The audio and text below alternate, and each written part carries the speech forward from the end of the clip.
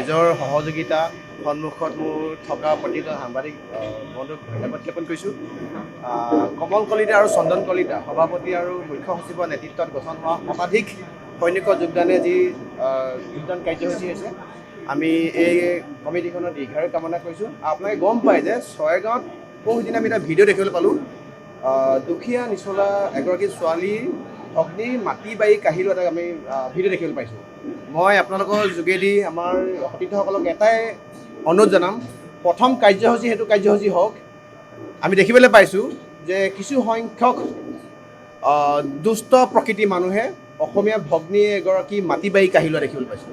প্ৰথম কাৰ্যসূচী সেইটো কাৰ্যসূচী হ'ব। আহি থকা দিনত অসম আৰু অসমীয়াৰ কাৰণে ছয়গাঁৱৰ আমাৰ প্ৰত্যেকজন সতীৰ্থই কাম কৰি যাব, আপোচবিহীন হত্যাই কাম কৰি যাব আৰু ইয়াত কেৱল অসমীয়াগিৰি আৰু অসমীয়াৰ আধিপত্য স্থাপন হ'ব। আৰু কিবা প্ৰশ্ন আছে সুধক, পাৰিব। অসমীয়া শদিয়াৰ পৰা ধুবুৰীলৈ একত্ৰিত হোৱাটো খুব প্ৰয়োজন আছে।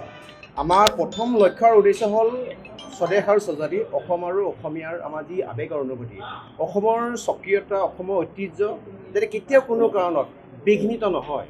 আমি অসমীয়া মানুহখিনি যাতে কেতিয়াও কোনো কাৰণত আঁঠু কাঢ়ি যাতে জীয়াই থাকিবলগীয়া নহয়।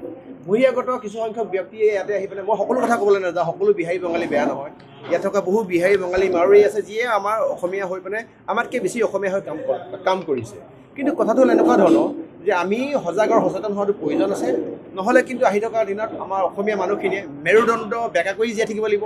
মাননীয় মুখ্যমন্ত্ৰী মহোদয়ক আমি এটা কথা আহ্বান জনাব বিচাৰিছোঁ, আহি থকা দিনত যাতে অসমীয়া জাতিটোৱে মেৰুদণ্ড চিধাকৈ যদি জীয়াই থাকিব পাৰে, আমি তেওঁলোকে যি উচ্ছেদ অবৈধ যি বেদখল য'ত উচ্ছেদ কাৰ্যসূচী কৰিছে, ই থাকে আহি থকা দিনত আমাৰ অসমীয়াৰ কাৰণে হ'বলগীয়া এটা ভাল সংকেত।